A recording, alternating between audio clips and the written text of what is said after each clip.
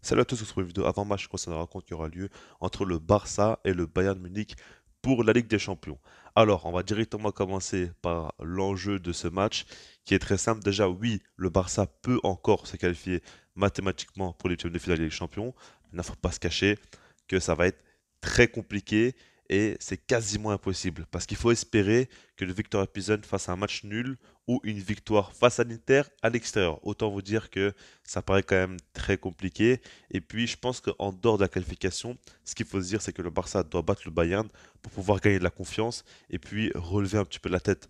Parce que si là, tu perds encore une fois, bah, tu auras perdu quand même trois matchs face à l'Inter et au Bayern au total. Tu auras fait seulement un match nul, tu n'auras gagné aucun match face à ces gros, et puis tu n'auras gagné que face au Victoria Pilsen. Enfin, ça serait quand même très triste. Alors que là, si tu gagnes, c'est déjà un peu mieux quand même. Et puis, on est sur une bonne dynamique avec le match face à Villarreal, face à Bilbao. Si on bat encore le Bayern Munich, on peut vraiment se relancer. Alors que si on perd encore une fois, ça va refaire chuter l'atmosphère du club et c'est vraiment pas l'idéal. Alors maintenant, par rapport aux blessés, par rapport aux absents côté Bayern Munich, il y en a pas mal quand même et des importants. Le premier, c'est Manuel Neuer, joueur extrêmement important. On connaît tous son jeu au pied, ses qualités au niveau des arrêts, son leadership. Il a le brassard de capitaine aussi, donc c'est quand même une grosse perte. En plus, il y a Lucas Hernandez aussi en défense qui est blessé et qui est absent pour ce match.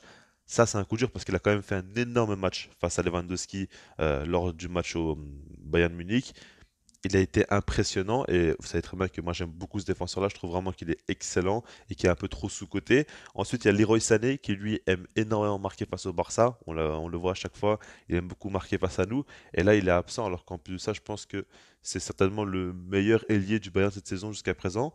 Et puis, on a Thomas Müller qui lui n'est pas à 100%. Alors normalement, il sera quand même présent et dans la feuille de match pour cette rencontre mais il ne devrait pas être titulaire. Après, on verra, on ne sait jamais avec lui, et tout est possible, mais c'est l'idée. Côté Barça, il y a quand même Araujo, qui est extrêmement important, ça on le sait. Il y a Memphis Depay aussi, bon, ça fait déjà un petit temps. Et puis on a Christensen qui s'est blessé face à l'Inter, et là ça pose d'autant plus de problème parce qu'on sait que même Sergio Roberto s'est blessé. Donc il va falloir quand même encore une fois mettre une nouvelle défense en place. Il n'y a absolument pas de continuité à ce poste et ça commence vraiment à devenir très compliqué. Maintenant, par rapport au Bayern Munich et leur forme du moment, ils sont sur 4 victoires de suite, donc c'est une bonne dynamique bien évidemment. Mais quand on regarde, ils ont fait un match nul face au Borussia Dortmund et pour moi ça c'est un match très important à prendre en compte. Parce que quand je regarde la physionomie de ce match, je me dis vraiment que c'est ce à quoi je m'attends pour le match donc face au Barça au Camp Nou. Je pense que Dortmund joue à domicile et dans les idées de jeu, c'était à peu près la même chose que ce que le Barça devrait faire. Je dis pas dans la manière de s'y prendre, mais en tout cas dans le fond, ils ont voulu avoir la possession, ils ont voulu dominer, ils ont voulu mettre un gros pressing en place et se créer un maximum d'occasions pour marquer et gagner ce match-là tout simplement. Et le Barça devrait faire la même chose. Et puis on a vu que le Bayern Munich a accepté de défendre, de ne pas forcément avoir la possession, mais de se projeter en contre. Et ils ont été très décisifs, avec peu d'occasions de se marquer des buts. Et puis Dortmund a su revenir dans le match et gratter un match nul dans les dernières secondes. Je pense clairement que c'est un match où le Barça doit vraiment faire attention, il doit vraiment analyser ce qui s'est passé, ce que le Bayern Munich a fait de mal, parce que on risque vraiment, comme je l'ai dit, de voir à peu près la même chose. Et puis quand je vois cette équipe du Bayern Munich, je me dis que certes ils ont pas mal d'absents, mais quand tu regardes quand même offensivement, ils ont de quoi faire très mal. Ils ont quand même leur milieu de terrain, Kimmich Goretzka, qui enchaîne les matchs, ils sont quand même dans une bonne forme. Ils peuvent clairement faire mal, même sans Neuer, Lucas Hernandez, Leroy Sané, tout ce que vous voulez. Ils peuvent quand même faire de belles choses, surtout que Musiala, par exemple, actuellement, est dans une top forme. Mané, il peut toujours sortir un gros match. Donc, il faut faire attention. Je pense qu'il ne faut pas prendre le match à la légère. Mais ce que j'aimerais dire, c'est que le Barça, selon moi, quand tu vois les absents qui est à côté Bayern Munich, quand tu vois le fait que tu joues à domicile, que tu dois te relancer, et que le Bayern est déjà qualifié pour les huitièmes de finale, il n'y a pas de question à se poser. Il faut gagner ce match-là, honnêtement. Il faut à tout prix avoir une victoire, tout simplement. Et puis par rapport au Barça, moi ce qui me fait peur, c'est que Xavi mette Sergio Busquets titulaire. C'est vraiment ma hantise. Il a joué face à Bilbao, mais c'est typiquement le genre de match où si tu mets la même compo face au Bayern Munich, ça ne passe pas. Un double pivot comme ça, enfin, tu te dis que tu mets Busquets de Jong face à Kimmich Goretzka, de Jong devra faire beaucoup trop d'efforts et Busquets ne va pas suivre l'intensité tout simplement de ce match. Donc c'est logique pour moi qu'il soit sur le banc.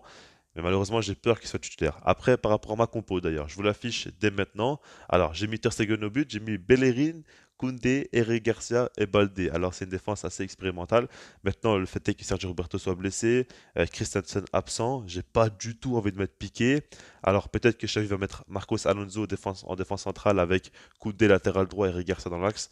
C'est fortement possible, mais moi je préfère garder quand même Koundé dans l'axe parce que pour moi, il fait de super matchs et il faut de la continuité pour lui. Il est très à l'aise à ce poste et il aide beaucoup l'équipe défensivement. Et puis Bellerin, c'est un gros pari. C'est très risqué, je le sais.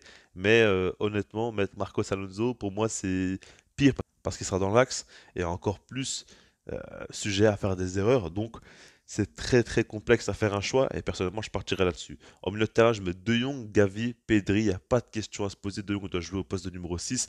Busquets doit rester bien sagement sur le banc. L'attaque sera donc Dembélé, Lewandowski, Ansu Fati. Alors Dembélé, il a fait un énorme match face à Bilbao. On est obligé de lui laisser de la continuité. Lewandowski, c'est Robert. Et puis Ansu Fati, pour moi, c'est le choix à faire. Il faut de la cohérence avec aussi le latéral et l'ailier. Comme je dis à chaque fois, Balde qui prend le couloir, Ansu Fati qui rentre dans le jeu, qui se rapproche de Lewandowski. Ça me paraît quand même très bien. Et puis par rapport aux joueurs, il revient plutôt bien en forme. Et puis je me dis que c'est un ailier qui peut marquer des buts, qui peut être décisif. Alors pour moi, ça doit être lui ou Ferran Torres, mais pas Rafinha tout simplement. Donc faudra voir. Moi, je partirai quand même plus sur Ansu Fati et je lui donnerai ma confiance.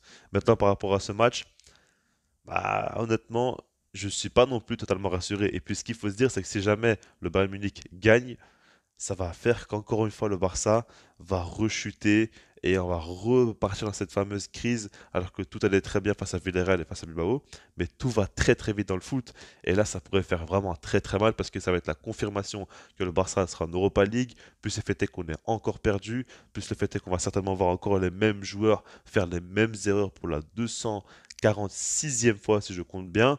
Donc c'est ça qui me fait peur. Moi, j'ai surtout envie que Xavi fasse des bons choix, qu'il ne mette pas Sergio Busquets, qu'il ne mette surtout pas Gérard Piqué, bien évidemment, et puis que les joueurs bah, ne soient pas complexés et qu'ils jouent leur football. Au final, là, on sait très bien qu'on sera en Europa League. Le truc qu'il faut se dire, c'est que si jamais il y a un match nul pour le Victoria Pilsen, ce que je ne crois absolument pas, ah bah, il y aura une ambiance folle au Camp Nou et les joueurs sont surmotivés mais auront encore plus de pression. Ça, il faut le prendre en compte. Maintenant, s'il y a une victoire de l'Inter, il y aura beaucoup moins de pression pour le Barça et l'idée sera surtout de redorer l'image du club, tout simplement. Donc voilà, dites-moi vous ce que ça fait un commentaire, et puis sinon moi je vous dis peace.